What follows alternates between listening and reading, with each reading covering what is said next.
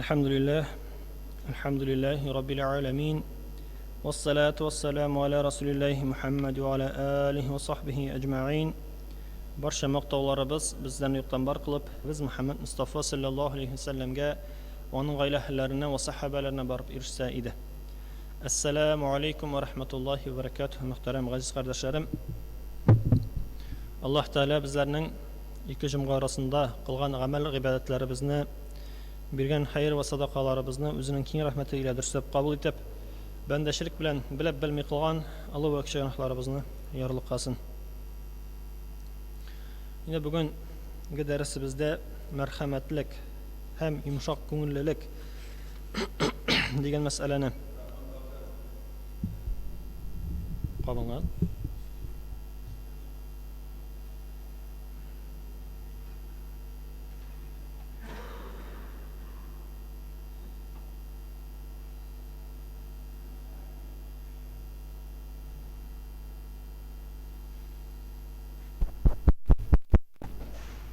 Bismillah. Tovuş kıskan bağlanırım. İştiram hazır. Allah'a şükür. Bugün inşallah merhametlilik hem yumuşak ko'ngillilik degan masalani qarab ketirga tirishamiz.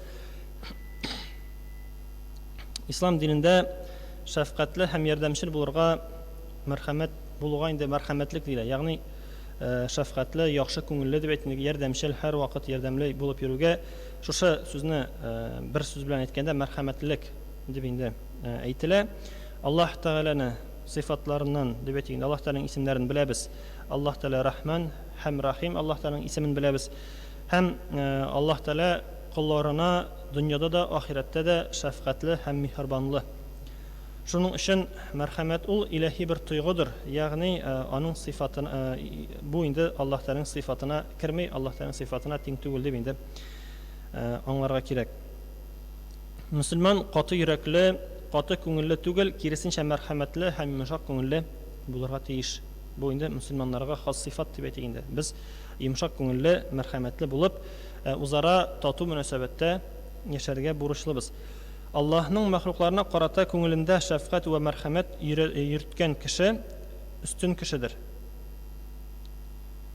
Yani kişilere gene tugul Allah Teala kimlerine ne degen zatlarını barlıkka getirgen bolsa, hayvan bolsunmu, kişi bolsunmu, kışkırtlar, Allah bular barsa da Allah Teala'nın mahlukları şulay bit. Hem Allah Teala'nın mahluklarına indi şefkat bilen, mihriban bilen yürgen kişi, alarga mihribanlı bulgan kişi bu üstün kişi. Mehribonlikni, shafqatlikni, yaxshi xuluqni kuchsizlik deb qaraga kerak tugul. Kirisincha bu Alloh taolaning bir ustunligi. Alloh taolo senga bunday mumkinlik bergan ekan, biz endi buning bilan kirisincha o'z ishimizdan maqtanirga tugul, g'ururlanirga, bunday kishi bilan g'ururlanirga tegishlibiz inshaalloh. Allohning rahmati ham marhamati cheksiz ekanini biz endi bilamiz. Allah'ın bir kichkina ülüşügini kişilerge berilgen Rahman bilen Rahim etini Allah Teala'nın isimlerini bildik. Şuşu Rahman bilen Rahim isiminden bulgan sıfatlar bizge kişilerge indi onun ezigine berilgen. Biz Allah Teala'nın Rahman hem Rahim ismi bilen çağrıştırıp qarasak, bizde andi merhametlik, andi rahimlilik bizde bulmay. Allah Teala şundi Rahimle, şundi Rahman, Allah Teala biz özümüzü çağrıştırıp qarida almayız indi sözde yok. Hem şuşu isiminden indi Allah Teala bizge baribir da ülüş çıgardı. Bizde de merhametlik Allah'a şükür bar. Yok tugul şuşu merhametlikni indi biz öz üstübüzde üstlerge teyiş, işlerge teyişli biz her birimiz inşallah. Qatı ko'ngilliler boshqalarga zulm hem g'azab qiluvchilar dunyoda da oxiratda da baxtli bo'lmas. İslam dini qatı ko'ngilli bo'luni haram qilgandir. İslamiyet'ten evvel zamanlarda Araplar zalim ve nadan kişiler bulgan. Bir tuqtamay o'zaro soğuşkanlar, birbirlerini o'tirganlar, kız balalarını yaratmışa tuğaçta tirilay tufraqqa ko'matirgan bulganlar. İslam dini kişilerini şefqatli, rahimli, rahmetli ve merhametli bulurga ündedi. Mine bu şefqat kişilerdeki qatılıqni bitirdi, ko'ngillerini yumshartdi, düşmanlıqni do'stlikqa aylandirdi. Şunliqta da bilamiz, İslam dini so'g'ishdan tiya, qatı холыктан тыя безне, үзара туганлык җепләрен өзүдән тыя дип әйтгәндә бит, һәр вакытта үзара тату мөнәсәбәттә яшәргә безне ислам дине чакыра. Беләбез, кемдә булса туганлык җебен өссе, Аллаһ Тәгалә аны ләгънәт кылыр дигәнне беләбез. Һәм инде чынлыкта да карасак, ислам диненә тикле, ислам дине булмаган халык дип әйтәйин, кешедә ислам дине булмаса, ул тәрбия белән булмаса, аның тәрбиясе җитеп бетми дип әйтәйин. Чисталык та, пөхтәлек тә җитеп бетми, мәрхәмәт тә җитеп бетмәскә мөмкин. Bütün kişilerde etmeyimiz inде, әмма дә ләкин булырга мөмкин шундый хәлләр. Әмма дә ләкин син чын мәгънәсендә мөселман икән, Аллаһка буйсынучы икән, Аллаһ Тәгаләнең кушканнары буенча яшисең икән, ул вакытта инде син тагын бер кат кабатлыйбыз, син мәрхәмәтле, рәхимле булырга тырышырга тиешлесең. Әйтелгән бит, мөселман кешесе ул шул кешедер, кемнең кулыннан да, теленнән дә бүтәннәргә зыян килмәс. Кулдан гына түгел, теленнән дә башкаларга зыян килмәс. Шуңа күрә мөселман кешесеннән башкаларга зыян килергә тиеш түгел. Зыян килмәгән өчен файда килә, булышу килә, ярдәм килә, мәрхәмәтлек килә дип әйтгәндә һаманда шул. Бер көнне Пәйгамбәрбез саллаллаһу алейһи ва саллям оныгы Хәсәнне кочаклап үпкәнен Әқра ибне Хәбис исемле иптәше күрде һәм Пәйгамбәрбезгә шулай диде: "Димәк ки, сез балаларны үбәсез икән. Минем 10 балам бар һәм мин аларны бер кашанда үпкәнем булмады." Пәйгамбәрбез саллаллаһу алейһи ва саллям бу кешегә исе китеп карады һәм шулай диде: "Мәрхәмәт итмәгән кешегә мәрхәмәт кылынмас." Башка бер хадисендә дә Пәйгамбәрбез саллаллаһу алейһи ва саллям булай дигән: "Кешеләргә мәрхәмәт кылмаган кешегә Аллаһ та мәрхәмәт кылмас." Бу хадисләрдән күренгәнчә, мәрхәмәтсез вә каты күңелле кешеләргә Аллаһның да мәрхәмәте булмас. Бу хадистән нәрсәне аңлыйбыз? Әгәр дә Аллаһ Тәгалә безгә мәрхәмәтле булсын дисәк, Аллаһ Тәгалә безгә рәхим шәфкатьле булсын дисәк, үзебездә башкаларга карата, Аллаһ Тәгаләнең мәхлукларына карата рәхим шәфкатьле булырга тиешлебез. Һәм монда бит инде Пәйгамбәрбезнең оныгы турында сүз бара, һәм шуннан чыгып әйтәсе килә, шуны да бездә әти-әниләрдә балаларыбызга мәрхәмәтле булып, хөрмәт итеп, аларны яратып үстерергә тиешлебез. Без еш әйтәбез, Коръәндә дә әйтелгән, әти-әниләрен картлык көненә ирешсә уф дип тә әйтмә. Пәйгамбәрбездән дә сорагач, хөрмәтемә иң лаеклы кешеләр кем дип сорагач, әниң, әтиң дип җавап биргәнен беләбез. Кыскартып кына әйтеп китәм инде. Һәм шушыннан чыгып булса кирәк, кайсы бер вакытта әти-әниләр шундый уй фикер йөртә башлыйлар, янәсе аларның балалары аларга бер кыллар сыман. Мин сиңа әйттем, син үтә, син эшлә, теге баласы берәр киңәш бирсә, баласы берәр сүз әйтсә, ник син кысыласың, ник син әйтәсең, һәм башка төрле сүзләр ишетергә була кайсы бер әти-әниләрдән кызганышка каршы. Монда мин әйтмим әти-әнигә хөрмәт булырга тиеш түгел дип, әмма дә ләкин менә монда да Пәйгамбәрбез дә күрсәткән буенча, иң беренче чиратта да хәтта ки без үзебез балаларыбызны яшьтән, сабый, бишектән вакыттан ук инде яратып, хөрмәт итеп үстерергә, аларның кадерен биреп үстерергә тиешлебез. Һәм без аларга күрсәтсәк, өйрәтсәк, нәрсә ул мәрхәмәтлелек, нәрсә ул хөрмәт, нәрсә ул яратуның нәрсә икән без балаларыбызга өйрәтсәк, күрсәтсәк, иншааллаһ, алар үсеп инде балих булгач, аңлый башлагач, алар да безгә мәрхәмәтле булырлар, алар да безне яратырлар, хәтта ки инде төртеп тә күрсәтергә кирәк булмас, төртеп тә әйтергә кирәк булмас, без әйткәнчә инде алар аңлап, безнең күңелне күрергә тырышырлар иншааллаһ. Башкача булмый. Анда ачуланып, тиргәп, урыны белән бәлкем кирәктер. Кайсы бер вакытта, бик сирәк вакытта гына.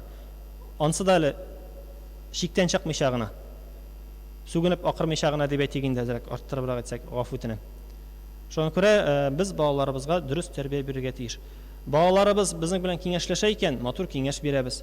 Ачуланмыйбыз. Берәр хата эшләде икән, шулай ук матур киңәш биреп аңлатабыз.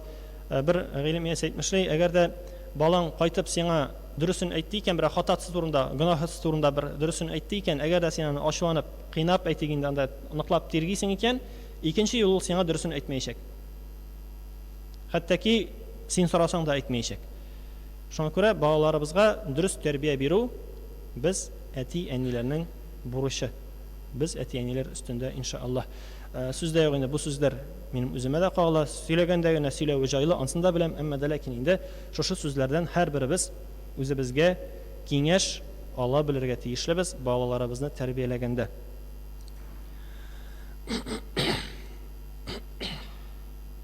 Шуңа күрә тагын бер кат әйтәм, сүздә юк. Балаларыбыз да әти-әниләрне хөрмәт итә, ярата, әти-әниләр дә, балалар да балаларын хөрмәт итә. Ягъни бу мәрхәмәтлелек, бу хөрмәт хисе ике яклы булырга тиеш, бер яклы гына булырга тиеш түгел. Бер яклы гына булганда аның кыйммәте югала.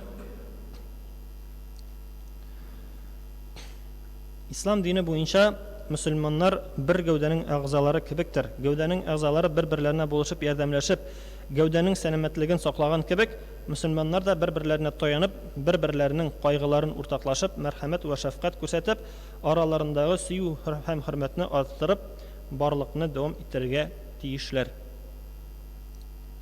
Коръәндә Аллаһ Тәгалә түбәндәгечә боера, Әгъраф сүрәсендә 156-нчы аятта: "Рәхмәтем ва мәрхәмәтем һәр нәрсәне каплады." Аллаһ Тәгаләнең рәхмәте ва мәрхәмәте иксез-чиксез һәр бер нәрсәне каплаган. Шуңа күрә инде без дә инде Аллаһ Тәгалә һәр нәрсәне каплады дигән килеш, аның рәхим шәфкать астына, мәрхәмәте астына эләкмәсәк, Алла сакласын, инде бу бик яхшы түгел. Шуңа күрә әйткәнебезчә, үзебез дә Аллаһ Тәгаләнең шушы мәрхәмәте астына эләгер өчен без инде тырышырга тиешлебез.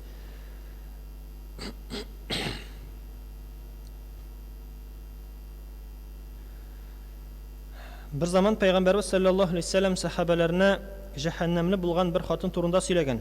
Бу хатын мәчесенә ачуланып, аны бер бүлмәгә ябып куйган, мәчесенә ашта, суда бирмәгән һәм шулай итеп мәчесенә ашка үлүенә сәбәп булган. Бу хатын мәчесенә мәрхәмәт кылмаганы өчен җәһәннәмле булган. Без бит кешеләргә генә карата түгел, хайваннарга да карата мәрхәмәтле булырга дип әйткән идек бит. Менә монда инде бер мисал, Пәйгамбәрбезнең тарафыннан бер мисал китерелә. Шушы хатын мәчесенә карата мәрхәмәтле булмаган өчен, аны интектереп, аштан үтергәне өчен Аллаһ Тәгалә аны җәһәннәмгә керткән. Шуңа күрә инде без дәген үзебезнең малларыбызга, хайваннарыбызга, кош-картларыбызга шулай ук инде мәрхәмәтле булырга тиеш, вакытында ашатырга, вакытында эчертергә дип әйтик инде. Көтүгә куасы икән, көтүгә куырга вакытында, сукмыйча, шыбыр кыламыйча гына матур итеп кенә иншаллаһ. Һәм башкаларын да инде вакытында ансыда бар инде. Интектермичә дип әйтик инде, дөресен әйткәндә, интектермичә, җәберләмичә, хәтта теге иткә вакыты җитеп, иткә китергәндә дә динебездә нәрсә кушылган? Пычакларың үткән булсын, кыйнамыйча чыгарырга, матур итеп кенә, ипләп кенә, тыныч кына чыгарырга, ипләп кенә яткырырга, тиешенчә шалырга. Ма иншаллаһ һәр безнең Корбан гаетебез килеп якынлашып килә бит, шулай бит. Монда да инде сарыкларны булсын, сыерларны булсын, монда куалап йөреп, нитеп түгел, матур итеп кенә, ипләп кенә Аллаһ Тәгаләнең рәхим шәфкатенә сокланып дип әйтик инде, Аллаһ Тәгаләнең биргән шушы малларына рәхмәт әйтеп, шөкер әйтеп, без инде ипләп кенә Аллаһ Тәгаләгә, Аллаһ Тәгалә ризалыгы өчен дип, шушы корбаннарыбызны китерәбез иншааллаһ. Гомумән әйткәндә, монда да мәрхәмәтлелек әле. Монда да син шалсаң да, син аны ахыр юлында бар да мәрхәмәтлелек белән алып барасың. Һәр вакытта да мәрхәмәтлелек дигән әйберне онытырга ярамый бер вакытта да.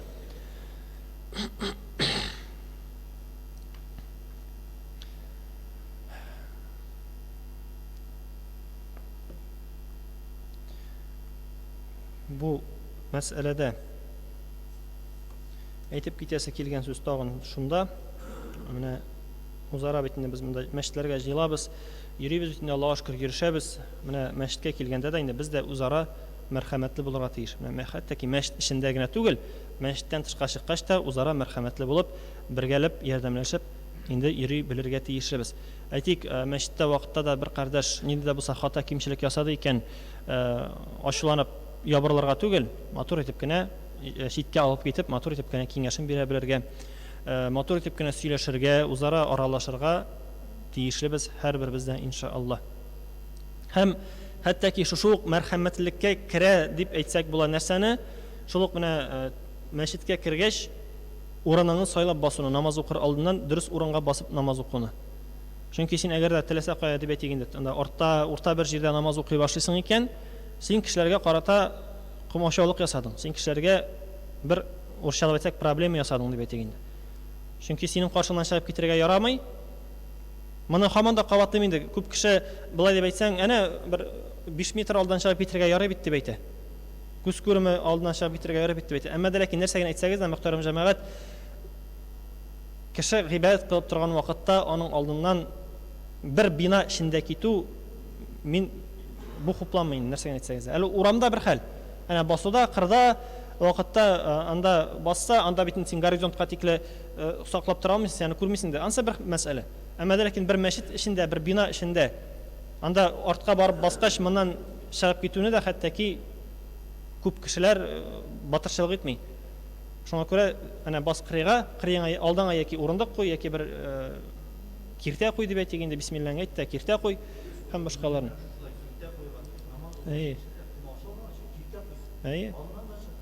Инде бик артта укысын килә икән, киртәңне куй хотя бы. Алайса безнең артка стенага терәлеп басалар. Киртә дә юк, арттан да чыгып булмый, алдан да чыгып булмый. Әнә анда аралыкка барып басалар. Ярыйла бүген хәзрәт әле юк. Шулай аңа да карамастан кешеләр кирип чыгып йөри ишеккә. Ишектән ни чыгып булмый, ни кирип булмый ишеккә. Шуңа күрә кешегә кымаушауламый торган итеп басабыз. Ул аралыкта намаз уку турында без инде әйттек инде. Анда бөтенләй намаз укымыйбыз. Менә Аллаһка шөкер, буш урыннар җитәрлек. Әнә монда буш урын булмаса, әнә сыйныфта буш урын бар. Өстә буш урын бетсә, аста буш урын бар. Анда да бетсә әле һаманда буш урыннар табырга була. Әмма ләкин кешегә кымаушауламаска тиешбез һәр вакытта. Бу җомга вакытында гына кагылмый. Һәр вакытта да кагыла. Инде мен тагын шунысын да әйтәсе килә мөхтәрәм җәмәгать, безнең мәчеттә генә түгел, нинди генә мәчеттә булсаң да, әйтик, өйлә намазы булсынмы, икенде намазы, ярый инде икендән соң сөннәт юк. Анда ахшам намазы, ястү намазы, син укыйсың икән, монда хәзрәт утыра икән дип әйтик инде, хәзрәтнең артында бик укымаска тырыш инде. Әгәр дә озак укысаң, кайсы берәүләр бит озаклап укый. Уртача түгел дип әйтик, озаклап укыйсың килә икән, читкә бас, кешеләргә кымаушауламаска. Чөнки һаман да бер сүз, әгәр дә нинди генә мәчеттә булмасын, хәзрәт артында кеше бар икән, аңа борылып утыруы инде кыйнрак. Аңа яки чөнки бер кешене бөтен халык көтә алмый инде намаз укып бетергән. Шулай бит.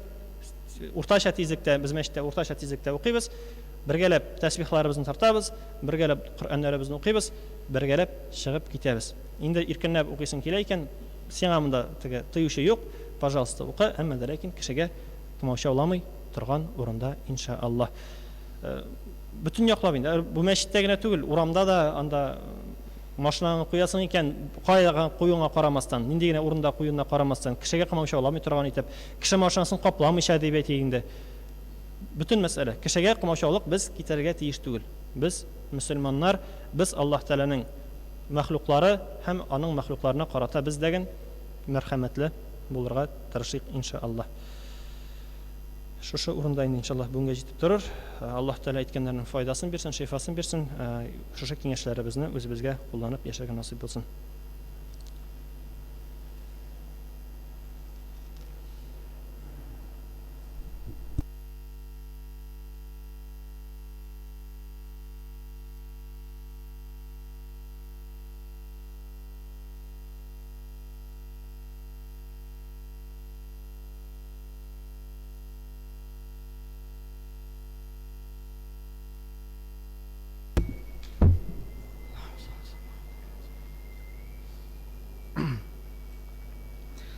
الله أكبر الله أكبر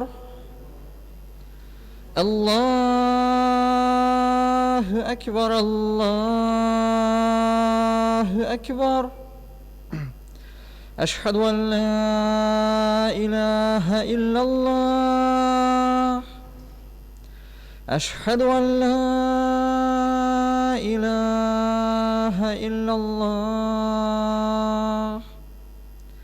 أشهد أن محمد رسول الله أشهد أن محمد رسول الله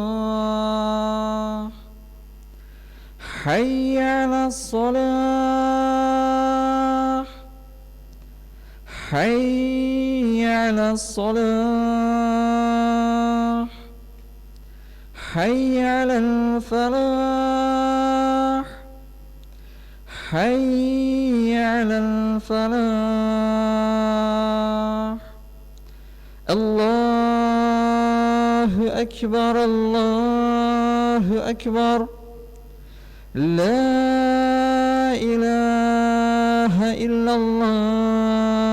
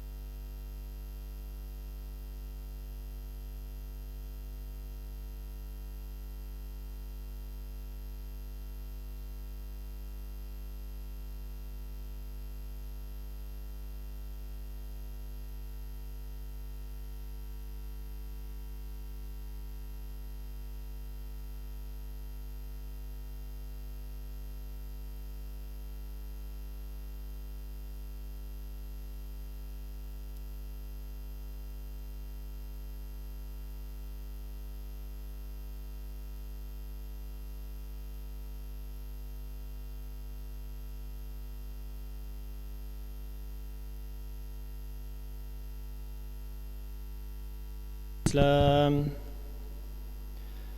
وجعلنا من أمة محمد عليه الصلاة والسلام وفضل الجمعة على سائر الأيام وأشهد أن لا إله إلا الله وحده لا شريك له شهادة مصيلة إلى دار السلام وأشهد أن محمدا عبده ورسوله سيدنا الأيام صلى الله تعالى عليه وعلى آله وأصحابه البررة الكرام خصوصا منهم على أبي بكر الصديق وعمر الفاروق وعثمان ذي النورين وعلي المرتضى الإمة رضوان الله تعالى عليهم أجمعين. أما بعد، أيها الناس أوصيكم بالتقوى الله عز وجل ونفسي أول بالتقوى الله. الحمد لله رب العالمين والصلاة والسلام على رسول الله محمد وعلى آله وصحبه أجمعين. Barcha maqtovlarimiz bizlarni yo'qdan bor qilib tarbiyalab turgan va barcha alamlarning Robbisi bo'lgan Alloh subhanahu va taolaga bo'lsa edi va ko'ngil turlarimizdan chiqqan salovat shariflarimiz oxir payg'ambarimiz, suyukli payg'ambarimiz Muhammad Mustafa sallallohu alayhi va sallamga va uning oila ahillarına va sahabalarına borib erishsa edi. Alloh taolo ushbu juma kunini bizni muborak etsin. Endi ikki juma orasida bandachilik bilan bilib bilmay qolgan Alloh va kishonlarimizni yarliqab, qilgan amal qibatlarimizni, izgiliklarimizni darslab qabul etsin inshaalloh. Payg'ambarimizni bilamiz. Payg'ambarimiz sallallohu alayhi vasallam zo'r ilmli, sabr, tuzumli, uyalchan bo'ldi. Ul Alloh taolaga bek ko'p g'ibatlar qildi. Onun samana g'ibat qilishlar, Alloh Rabbimizga g'ibat qilishlar bugungi kunda endi bulmaz. Hem her vaqtda kishilarni g'afu eta bilgan, har doim yaxshilikqa gina undagan, hem her vaqtda ul adil bo'lishga tirishgan, hem endi muhtojlarga, yetimlarga her vaqtda yordam etgan, hem yordam etirga chaqirgan tuganlar munosabatin saqlarga bizni chaqirib undab qoldirgan payg'ambarimiz sallallohu alayhi vasallam. Hem bugün payg'ambarimizning qilgan izgiliklarini sanab qarasak, sanab bitira olmasmiz. Onun qilgan izgiliklari bek ko'p, cheksiz. Har birisi turunda, har bir qilgan izgiliklari turunda misollar keltirib, uzoqlab aytirga, suylarga bo'lar inshaalloh. Ammo lekin bugun endi va'zimizda qarab ketirib, payg'ambarimizning bek yaratgan ham uni qiluvchilarga zo'r ajrlar va'da etgan bir ko'rinish, bir amal, ul da bo'lsa yetimlarni qayg'artu, yetimlarga yordam etu inshaalloh. Alloh taolo Qur'oni Karimda aytgan: "A'udhu billahi minash shaytonir rojim. Bismillahir rohmanir rohim. Fid dunya wal akhirah wa yas'alunaka 'anil yatama qul islahun lahum khayr wa in tukhalituhum fa ikhwanukum." Sadaqallohul azim. Ma'nosini qarab ketik. Alloh taolo aytdi: "Yana sendan yetimlar haqında so'rashalar. Alarning barcha ishlarini isloh qiluv, yo'lga saluv alar uchun xayrli deb ayt. Agar yetimlarni o'z oilangizga qo'shsangiz, alar sizning qarindoshlaringizdir." Ya'ni Alloh taolo bunday har doim yetimlarga bo'lishirga, alarning yo'llarini solarga deb aytganda, alarning yo'llarini ochib jibarga, bizga bo'lishirga Alloh taolo chaqirdi. Bu bizning uchun xayrli inshaalloh. Buni unuturga yaramay. Bu endi Baqara surasi 220-oyatda Alloh taolo aytdi bizga. Hem Qur'on Karimni ochib qarasak, Qur'on Karimda ko'rga bo'la, yesh ko'rga bo'la ushbu izgi kitobda yetimlar turunda. Yetimlar turunda yesh aytila. Demak, Qur'onda ular turunda yesh aytilgach, bu masalaning ahamiyatli ekanini anglarga bo'la. Chunki Alloh taolo Qur'onda nida bo'lsa bir ahamiyatli masalani yesh qavatli har doim bizga esga tushirib tura. Biz unutmasin, biz chunki bandalar unutushan, biz unutamiz, bizning xatardan chiqib ketirga mumkin. Endi har doim oyatlarni o'qigan sayin, suralarni o'qigan sayin endi Alloh taolo bizning esimizga tushirib tura inshaalloh. Ham Alloh taolo o'zining o'rta ham iymon barmog'ini ishoralab aytdi: "Uyindagi yetim bolaga yaxshi muomalada bo'lgan kishi bilan men jannatda bular kebek yaqin bo'larman." Ya'ni shusha iymon barmoq bilan o'rta barmoq simon yaqin bo'larman deb Alloh taolo aytdi. O'rta barmoq bilan iymon barmoq shular bo'la bitdi. Mana shu ikki barmoq nechik yaqin? Shular simon мин якын булырмын. Димәк, бу безгә һаманда бер этәргеч. Пәйгамбәрбез белән якын буласыбыз килә икән, пәйгамбәрбез белән якын булсак, иншааллаһ, инде вәгъдә ителү нәрсәне Фирдәүс җәннәтләре ярдәм ителү дигән сүз, вәгъдә ителү дигән сүз иншааллаһ. Шуңа күрә Фирдәүс җәннәтләргә кереп, Аллаһның илчесе белән, Расулыбыз, пәйгамбәрбез саллаллаһу алейһи ва саллям белән бергә буласыбыз килсә, бер сәбәп дип әйтик инде, якынайырга, аның белән якынайырга тагын бер сәбәп, ул да булса инде ятимнәрне хөрмәт итү, ятимнәргә булышу, ярдәмләшү, аларга карата инде иншааллаһ яхшы мөгамәләдә булу. Һаманда уйлап карасак, исламга тикле булган дәврне, инде алдагы дәрестә әйтеп киткәнек, монда да бер кат искә төшереп китәс килә, инде монда ятимнәргә кагылышлысын, ислам диненә тикле дәврдә шулай ук ятимнәргә карата мөгамәлә начар булды. Әле бүгенге көндә дә кызганычка каршы күрергә була кайсы бер хәлләрне, ятим балаларга җәберләп, мыскыллап карауларны. Бу күренеш яхшы күренеш түгел. Бу инде хайваннардан да түбәнрәк төшерә торган күренеш дисәм, гафу итегез дип әйтик. Әгәр дә ошамаса бу сүз. Әмма дә ләкин чынлыкта да инде хәтта ки хайваннар арасында да андай үзара бер-береңә карата мәрхәмәтсезлек, начарлык юк. Шуңа күрә без мәрхәмәтле булырга тиеш аларга карата да. Аларны һәр даим саклап, яклап дип әйтик инде, без яшәргә тиешлебез.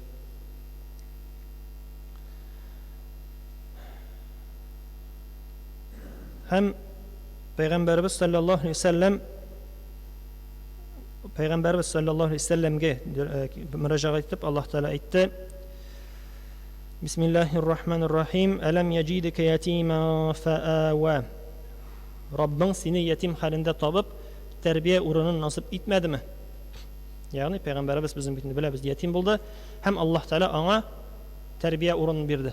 Ул башта инде бабасында, аннары үзенең дядисында дип әйтик, абысында, Абу Талибта тәрбияләнде, аның карамагы астында булды. Духа сүрәсендә 6-нчы аятта әйтте Аллаһ Тәала, һәм дәвамында инде 9-нчы аятта Аллаһ Тәала әйтә: Бисмиллаһир-рахманир-рахим. Фааммал ятима фала тaqhar. Ягъни Аллаһ Тәала пәйгамбәребезгә өндәй, пәйгамбәребезне чакыра нәрсәгә? Шул сәбәпле ятимнәрне җәберләмә.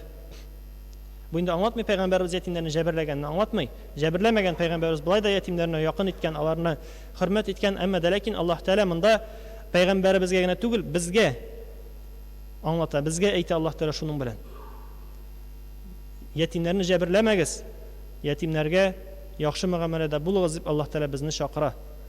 Чөнки без беләбез инде, пәйгамбәребезгә әйткән сүзләр ул мөэминнәргә дә кагыла.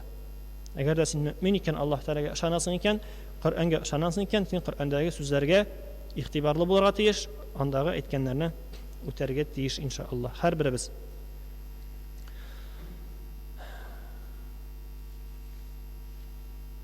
Галимнәр горурлыгы Расулуллаһ саллаллаһу алейһи ва саллям ятимнәр мәсьәләсе буенча инде үзенең пәйгамбәрлегенең башында ук игътибар итә башлаган. Ягъни аларга пәйгамбәрлегенең башында ук инде мәрхәмәтле булган, пәйгамбәрлеккә тикле дә мәрхәмәтле булган. Һәр без беләбез пәйгамбәребезнең пәйгамбәрлеккә тикле Мөхәммәд әмин дип йөрткәннәр, тугры дип йөрткәннәр, аның начар сыйфатын берсе дә күрмәгән. Ул һәр даим аны мактап кына сөйләгәннәр. Шуңа күрә пәйгамбәребезне без үзебезгә мисал итеп алырга тиешлебез. Һәм Йәмәнгә беренче һиҗрәт кылучы мөселманнарның башлыгы Җафар бин Абу Талиб радиллаһу анһу илнең патшасы Наҗашига мөселманнар һәм ислам дине турында сөйләгәндә шулай дип әйтә: ул һәр вакыт мохтаҗлар һәм көчсезләр янында. Ул ятимнәрнең мөлкәтен кулланырга яки аны үзеңә алырга тыйды. Бу пәйгамбәрбез турында тасвирлап әйткән сүзләр. Ягъни пәйгамбәрбез безнең бит менә бүген карасак бер күренешне, бик дөрес булмаган күренеш дип әйтсәм була инде, аны без нишәргә тырышабыз, күбрәк кемнәр янында йөрергә тырышабыз?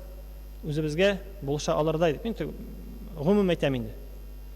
Үзеңә булыша алырдай, аннан соң соңыннан чиктә файдасы тиердәй, кешеләр янында йөрергә тырышу күренеше бар безләрдә, кешеләрдә. Әмма дә ләкин пәйгамбәрбез саллаллаһу алейһи ва саллям алай итеп бирмәгән. Ул киресенчә мохтаҗлар, ятимнәр, хәлләре начар булган кешеләр янында, ягъни үзе кешеләргә ярдәм итәргә тырышкан күбрәк Пәйгамбәрбез саллаллаһу алейһи ва саллям. Бу да инде безгә бер үрнәк булып тора. Гомумән без һәрбер кеше белән тигез мөгамәләдә, яхшы мөгамәләдә Аллаһ ризалыгы өчен аралашырга тиешлебез.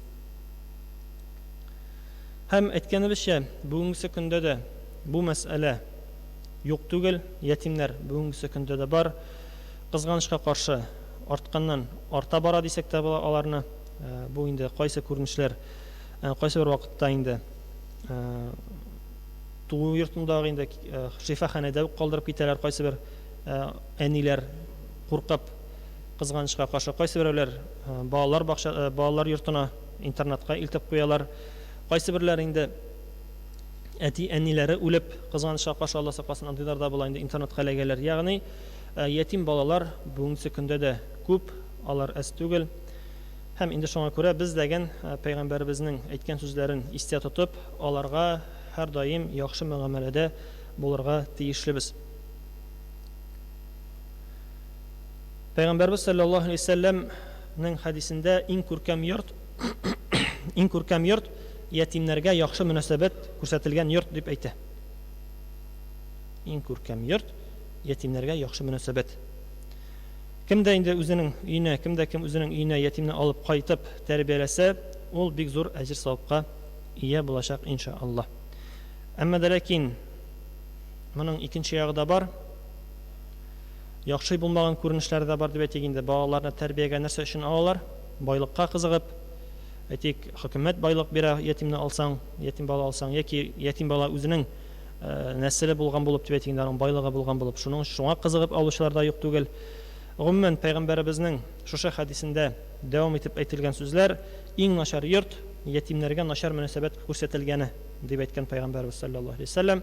Һәм инде Коръән Кәримдә дә карасак, Пәйгамбәребезнең хадисләрендә дә карасак, баланы начар ният белән алган очракта әҗр-савап урынына киресенчә инде гөнаһка бата, хәтта ки җәһәннәм утына да андый кешеләргә инде кирип китергә күп калмый. Алар гына түгел, Аллаһ Тәала Коръән аятләрендә дә әйтә, карап китербез иншааллаһ алдарак андый кешеләргә газап, кыямәт уты, җәһәннәм уты белән Аллаһ Тәала андыйларны куркыта. Һәм шуңа күрә балаларны кемнең дә булса күңелдә бар икән ятим баланы алырга, ятим баланы тәрбияләргә, бу булырга тиеш инде Аллаһ ризалыгы өчен изге ният белән мин аны дөрес юлга бастырыйм, Аллаһ Тәала юлына бастырыйм. Әйтик инде менә иншааллаһ, әгәр дә яшь чактан ук бер баланы мөселман гаиләсе алып тәрбияли икән, нинди мөмкинлек була? Бу бала ислам динендә калып, иншааллаһ, исламда мөселман бала булып үсәчәк дип әйтик инде. Әгәр дә шуны тәрбиягә ала икән бүтән бер мөселман булмаган гаилә, дине нинди була? Теге гаилә ничек тәрбияләгән, шул дингә кирип китү ихтималы зуррак була. Шулай бит. Шуңа күрә без мөселманнар тырышырга тиешлебез инде, сүздә юк. Кемнәрнең мөмкинлеге бар, кемнәрнең теләге бар. Әмма дә ләкин инде алган очракта иншааллаһ мәрхәмәтле булып, яхшы мөгамәләдә үстерергә тиешлебез. Аллаһ Тәала Коръәндә Мәгун сүрәсенең 1-3 аятларында әйтә: Бисмиллаһир-рахманир-рахим. أرأيت الذي يكذب بالدين فذلك الذي يدعو اليتيم ولا يحض على طعام المسكين. صدق الله العظيم. Әллә син кыямәтне ялганга тоткан кешеләрне күрмәдеңме? Ул ялганчы ятимне кагар, үзен һәм башкаларны фәкыйрьләргә садака бирергә өндәмәс. Монда ялганчылык белән дә әле Аллаһ Тәала әйтә, ятимнәргә хөрмәт итмәүне, ятимнәрне кагар, ятимнәрне кабул итмәс, ялганчы бу кеше дип. Ягъни бу кеше ышанмый. Ялганга тота кыямәтне дә, Аллаһ Тәаланың сүзен дә, андыйлар арасыннан инде Алла сакласын булырга ярамый. Инде монда сүз бармый. Теге әйттек икән, менә һәр кайтырга да обязательно барып, кемнедер тәрбиягә алырга, үзеңә ятим баланы тәрбиягә алырга дигән сүз түгел. Әмма дә ләкин син урамда булсынмы, анда күршеләрең, туганнарың арасында бер ятим бала булдымы, син аларга мәрхәмәтле булырга тиеш. Аларны хөрмәт итәргә тиеш. Аның әйтелә бит хадистә, башыннан сыйпасаң гына да шешендә булган хәтле әҗр-саваплар булыр, башындагы шеше сыман әҗр-саваплар булыр иншааллаһ. Ягъни без шушы балага ятим балага хөрмәт, мәрхәмәт күрсәтә белергә тиешбез иншаллах. Әгәр дә инде ятимнәрне кагабыз икән, Алла сакласын, ятимнәргә ярдәм итмәс икән, шу аяттагы төркемнәр арасына керүбез бик ихтимал, шуңа күрә инде андыйлар рәтенә керүдән ерак торырга кирәк иншаллах һәрберебезгә дә. Һәм әйтеп киткәнек бит инде ятимнәрнең малын ашау, ятимнәрнең малына кызыгу турында шул аятны да хәзер карап китербез иншаллах. Астагъуду биллаһ. إن الذين يأكلون أموال اليتامى ظلما إنما يأكلون في بطونهم نارا وسيصلون سعيرا. صدق الله العظيم. Ятимнәр малын ашаган кешеләр ахирәттә әлбәттә җәһәннәм утына керерләр һәм карыннарын ут белән тутырырлар. Газабы көчлеме? Газап көчле шулай бит. Кемнәр ятимнәрнең малына кызыга, кемнәрнең малын кемнәр ятимнәрнең малын ашый, андыйларга инде шушындый бик каты газап. Әмма ләкин инде монда аз гына аңлатып китәргә кирәк шунсында, әйтик, кемдә булса ятимне тәрбиягә алды, аңа рөхсәт ителә, тиешенчә күләмдә генә аны карар өчен генә. Аны шушы баланы тәрбияләр өчен аның малыннан акчаны алырга рөхсәт ителә. Шушы баланы тәрбияләр өчен.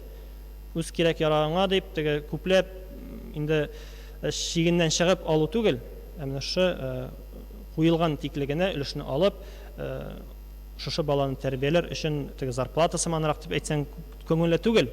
Менә алды. Үзенең акчасыннан булдыра алса бик яхшы.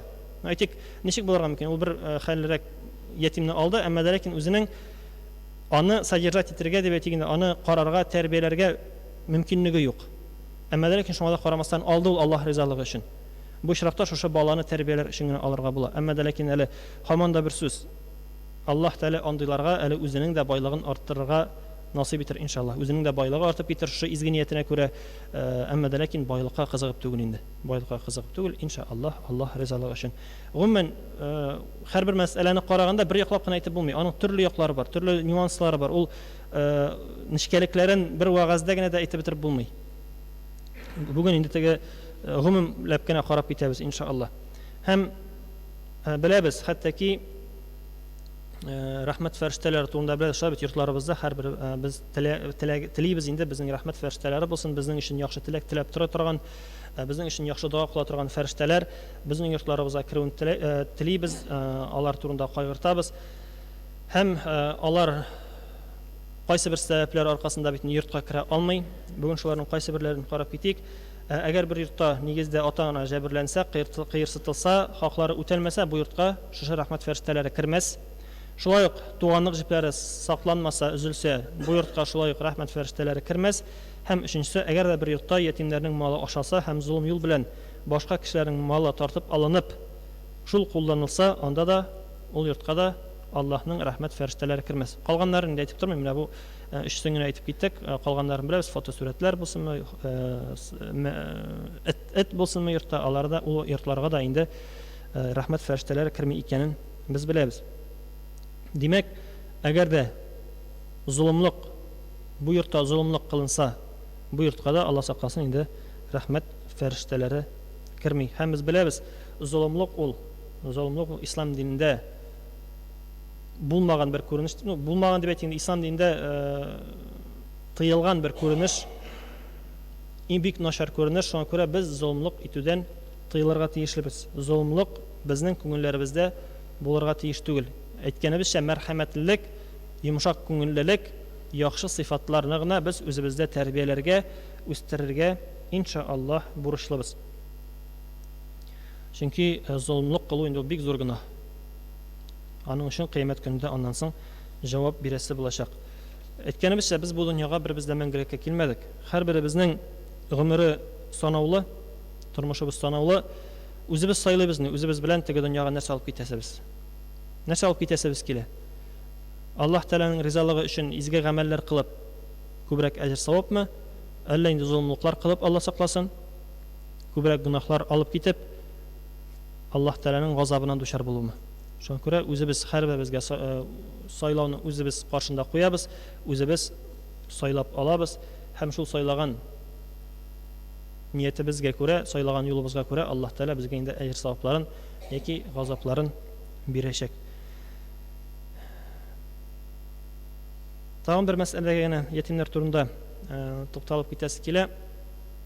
Бу инде гаилә мәчете имам хатибы Рөстәм хәзрәтнең җавабы, шуны китереп китәсе килә. Әгәр дә бер кеше балалар йортыннан бала ала калса, аңа нәрсә эшләргә соң дип сорау биргәч, монда кайсы бер мәсьәләләрне ачыклап китерергә тырышкан инде Рөстәм хәзрәт. Баланы сабый чакта ук алсаң, ул әле бәләкәй була һәм шул вакытта тәрбиягә алган әни аны имессә, әйтик инде үзенең дә баласы булып, тагын бер сабый баланы алып, аны имессә, бу бит инде бу ана балага сөт анасы була шулай бит. Һәм ананың балалары бу балага ничек дип әйтик инде үги дип әйтик мәсәлән инде. Ягъни сводныйлар булып чыга дип әйтик инде. Сөт туганнар булып чыга. Сөт туганнары булып чыга. Һәм хәтта ул очракта инде мәхрәмлек мәсьәләсе җиңелрәк була. Ягъни гәүдәне каплау мәсьәләсе ягыннан, гавратларны каплап йөрү мәсьәләсе ягыннан инде җиңелрәк була. Бу урында инде әйтик кыз баланы алган булса тәрбиягә, ир бала кырында шушы әнинең үзенең баласы кырында, ир баласы кырында бу кызга яулыксыз йөрергә инде рөхсәт ителәчәк. Әмма дә ләкин әгәр дә инде ул кыз әйтик үскәчрәк алынган булып, әйтегәндә 2-3 яшь вакытында алынган булып, имезелмәде икән, бу очракта инде гаврат мәсьәләләре тиешенчә кала. Ул капланып йөрергә тиеш була. Шуңа күрә менә бу мәсьәләдә инде без мөселман гаиләләре игътибарлы булырга тиеш бу мәсьәләдә дә. Ул тагын у якка тәрбияләгәннән соң нишкәлекләрне бүген кирип китеп тормыйбыз инде. Анда кирип китсәк, хәзер тагын тизгә әйләнеп чыкмыйбыз.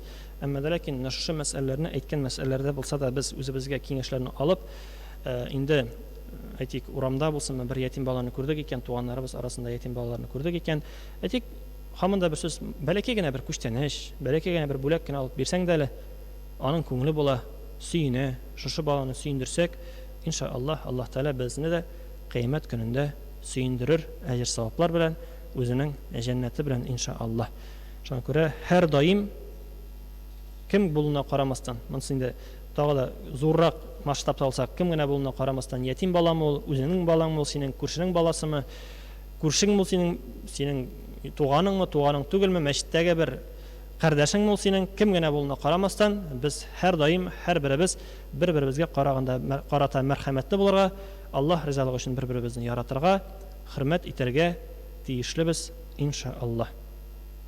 Һәм инде шул очракта шулай итеп бергәләп дуга кылабыз. Нәрсә дип? Аллаһ Тәала безнең белеп белми кылган бәндәчелек белән кылган гөнаһларыбызны гафу итеп, кылган изгелекләребезне арттырып, менә монда ничек бергәләп күмәкләшеп утырабыз, кыямәт көндә дә шулай очрашып, аның Аллаһ Тәаланың вәгъдә кылган җәннәтләренә кирип, туганнарыбыз, якыннарыбыз, кардәшләребез, күршеләребез, мәчет әһелләребез дип әйтик, мәчет кардәшләребез белән иншааллаһ бергәләп инде Аллаһның вәгъдә кылган җәннәтендә очрашырга һәр барчаларыбызга насип булсын.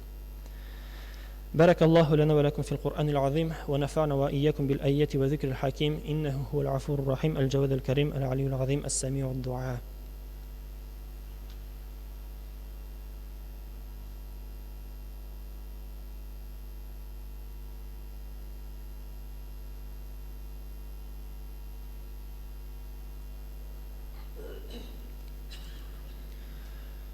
الحمد لله نحمده ونستعينه ونستغفره ونتوكل عليه ونعوذ بالله من شرور أنفسنا ومن سيئات أعمالنا من يهده الله فلا مضل له ومن يضلله فلا هادي له أشهد أن لا إله إلا الله وحده لا شريك له شهادة وأشهد أن محمدا عبده ورسوله إن الله وملائكته يصلون على النبي يا أيها الذين آمنوا صلوا عليه وسلموا تسليما اللهم صل على محمد وعلى آل محمد بعدد من فاض وقام وصل وسلم عليه جميع الأنبياء والمرسلين. اللهم اغفر لي ولوالدي والمؤمنين والمؤمنات والمسلمين والمسلمات الأحياء منهم والأموات. اللهم انصر من نصر الدين، اللهم انصر من نصر الدين، اللهم انصر من نصر الدين واحذل من حذل الدين. عباد الله، إن الله يأمر بالعدل والإحسان وإيتاء ذي القربى وينهى عن الفحشاء والمنكر والبغي يعظكم لعلكم تذكرون. اذكروا الله يذكركم واشكروه يزد لكم واستغفروه يغفر لكم ولا ذكر الله أكبر لو كنتم تعملون. وأقيموا الصلاة.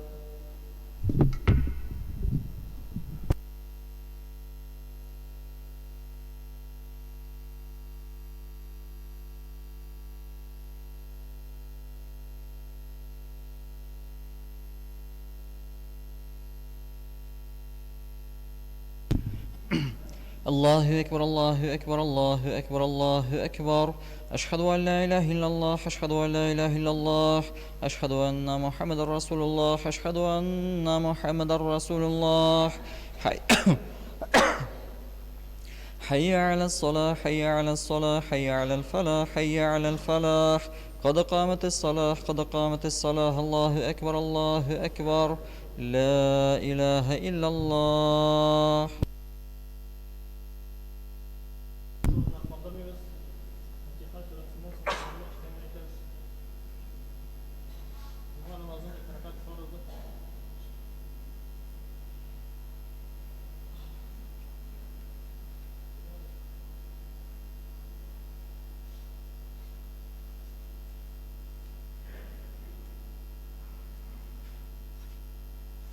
الله أكبر.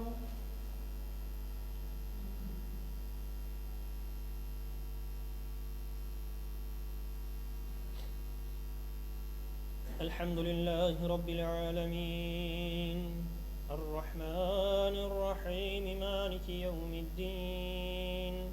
إياك نعبد وإياك نستعين. اهدنا الصراط المستقيم، صراط الذين أنعمت عليهم غير المغضوب عليهم ولا الضالين.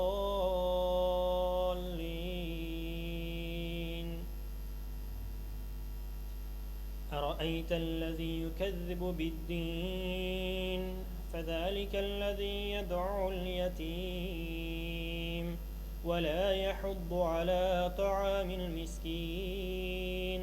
فويل للمصلين الذين هم عن صلاتهم ساهون الذين هم يراءون ويمنعون الماعون. الله أكبر. سمع الله لمن حمده.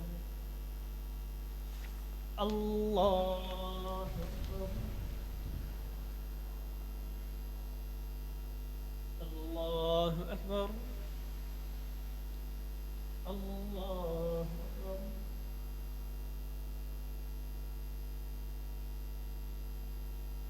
الله أكبر. الحمد لله رب العالمين، الرحمن الرحيم، مالك يوم الدين. إياك نعبد وإياك نستعين. اهدنا الصراط المستقيم، صراط الذين أنعمت عليهم غير المغضوب عليهم ولا الضالين.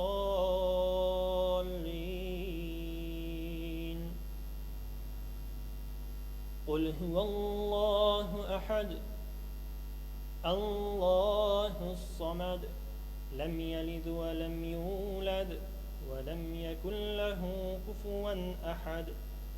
الله أكبر. سمع الله لمن حمده. الله أكبر.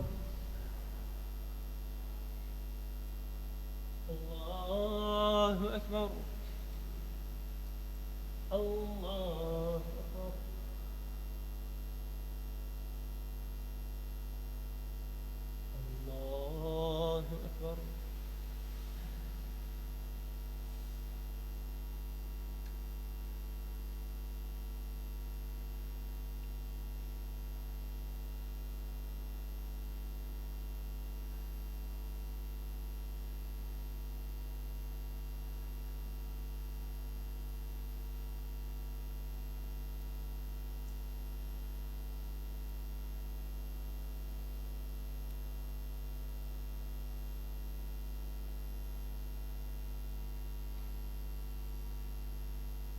السلام عليكم ورحمة الله. السلام عليكم ورحمة الله.